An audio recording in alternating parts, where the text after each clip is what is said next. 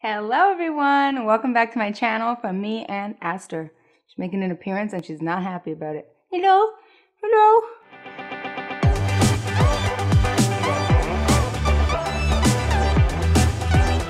Hi guys, welcome back to my channel. Thank you so much for jumping on here today. This is actually the second time I'm trying to record this because for some reason the first time did not work. It did not record, so I literally did this whole video and then found out none of it got captured. So here we go, take two, let's do it. Thank you so much for joining me. If you're new here, my name is Selahna and I've been doing anti-MLM content on here ever since getting out of Beachbody. And if you like this video, please give us a thumbs up, give us a subscribe, let us know what you like. Let me know what you would like to see. I don't know why I'm calling myself us. I'm just, okay. Anyways, let's get to the video. Because I'm doing this the second time, I'm gonna do my best to kind of get the points that I got in on the first time. So here we go.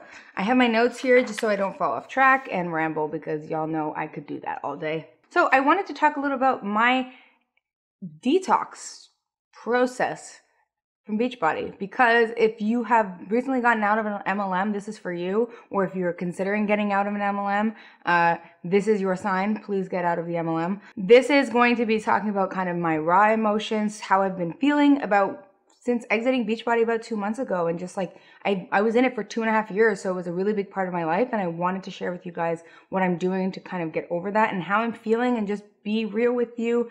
So first of all, a big thing for me has been kind of social media guilt, in the sense of when I was in Beachbody, I always felt like I had to be posting once a day because they told you if you don't post once a day, you're being lazy or you're not doing your work, or if you're not seeing success, it's because you're not following the steps. And one of the steps is posting once a day on Instagram. And to be honest, I'm the kind of person that I'm not always super, I don't always feel like posting. It's just like, you don't have to explain that to anybody. If you feel the same way, if you should post because you feel inspired, because you want to say something, because you want to share something, but don't feel pressured to post once a day just because your MLM taught you to do that. Post because it feels good to you, and there's no shame, there's no guilt behind that.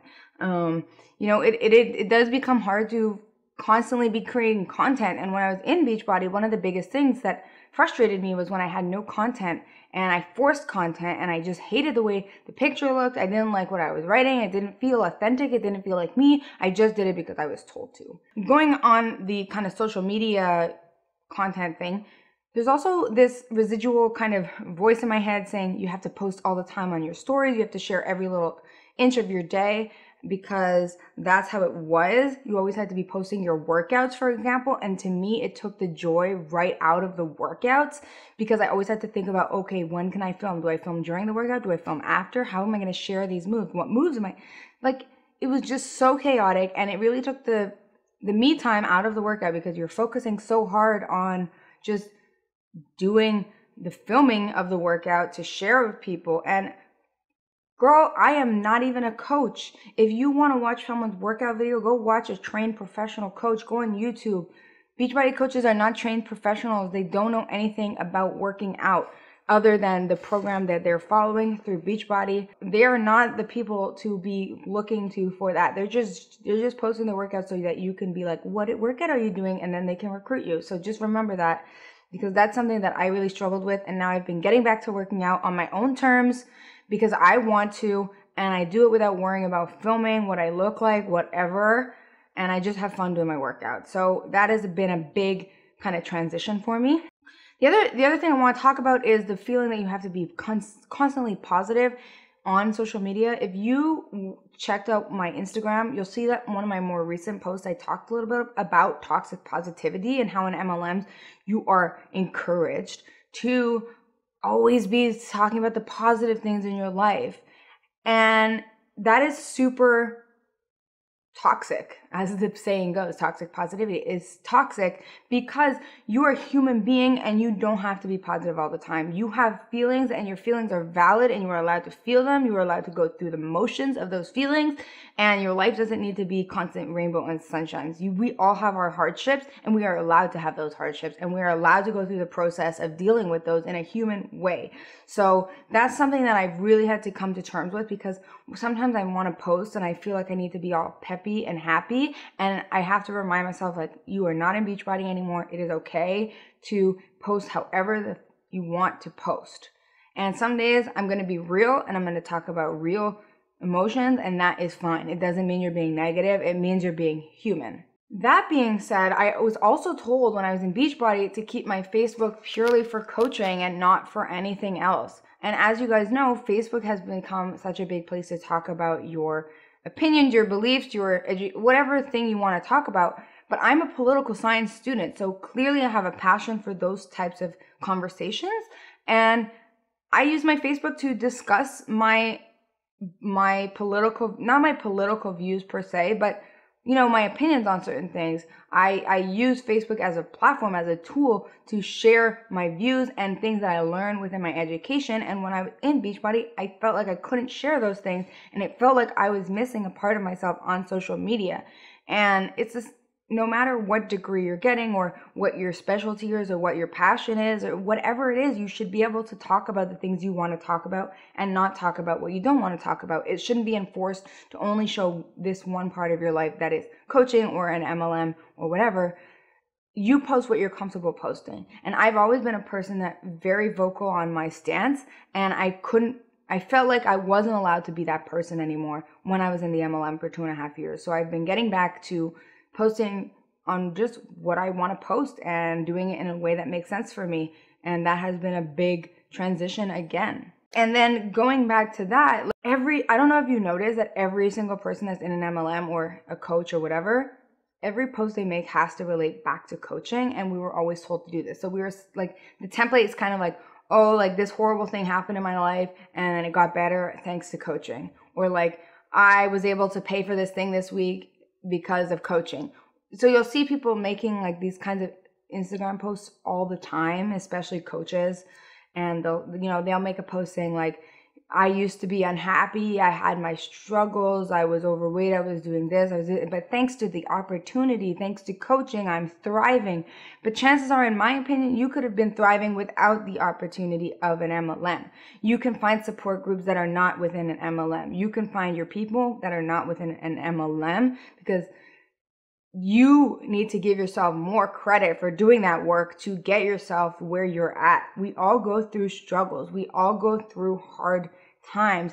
We can get through those hard times, and it's not due to the MLM. You have done that for yourself, and you should be freaking proud of yourself for all of your accomplishments, all of your hard work, all of the things that you've been through, that everything in your life that has brought you to where you are today. You should be proud of yourself for handling your situations that you're given, because you're doing the work. The MLM is not the savior. You're your savior. The people you surround yourself with, that's important.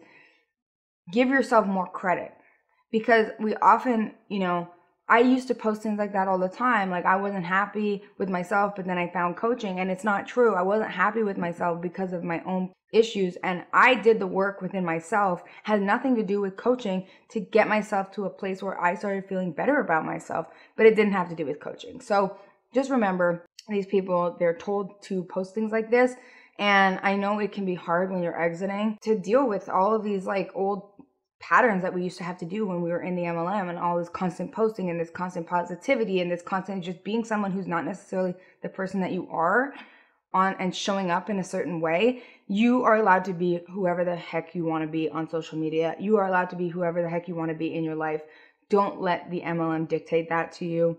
And if you're getting out, good job. It's really hard. And these are kind of the feelings that I have.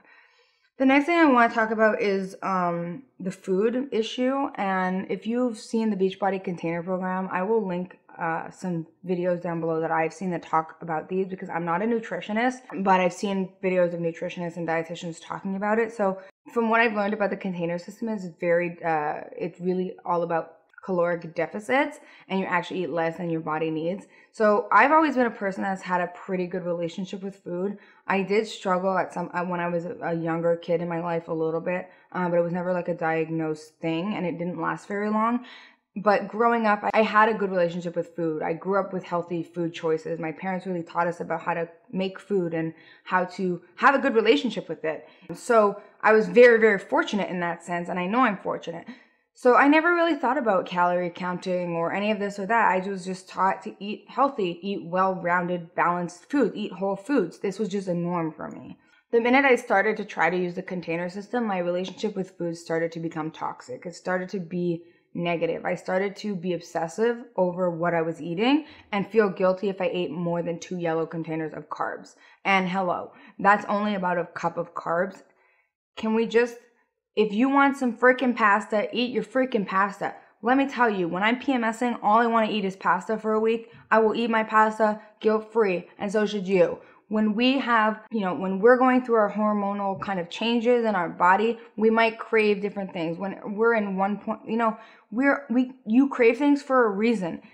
Depleting yourself of the things that you are craving is not going to help you. I'm not a nutritionist, but I know that. And I know that when I'm PMSing, for example, I want to eat more carbs. I want to eat more like snacks. It's fine.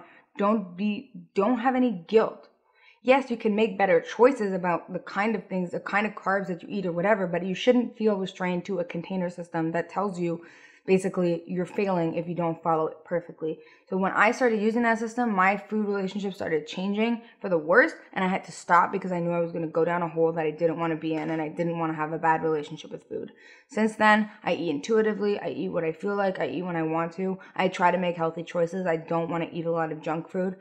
As I said, it's not in my nature to eat a lot of junk food, but there's no guilt. If you want to eat chips, eat some chips. You want pizza, eat some freaking pizza. Like, don't let a container system dictate how you should be eating. If you really want nutritional help and it's something you struggle with, go see a nutritionist, go see a dietitian. I can tell you for a fact, these things, the Beachbody coaches don't know anything about nutrition. We're not taught anything. I took one nutrition course as an elective because I was like, okay, well, I'm going to be telling people to go do these nutrition programs when I was in Beachbody, so I may as well have some information that I can give them.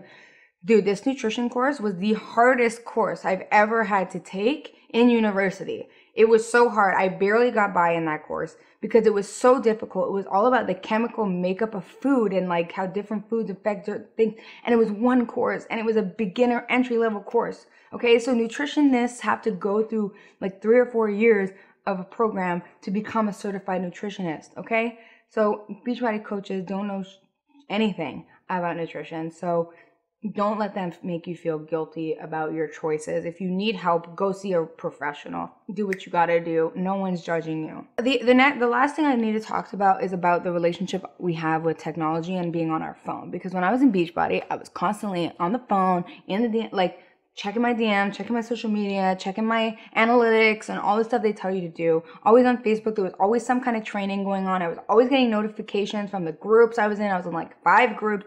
It was so overwhelming and I just hated it. I hated being on my phone so much. And since quitting, I have tried to have a better relationship with the phone. And I have done this by taking steps like not having the phone in the bedroom. Like we put it away when we start getting ready for bed and we don't open it until the next morning whenever we get up. And we bought an alarm clock, so we use that.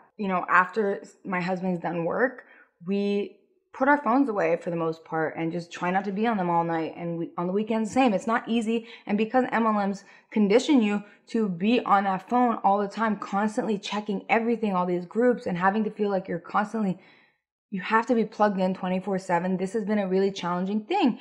And I am not a person that wants to be on my phone all the time. I want to have a life beyond the screen. I know there's kind of like that pressure to feel like you have to be on the phone, you have to be on the social media, you have to show up all the time.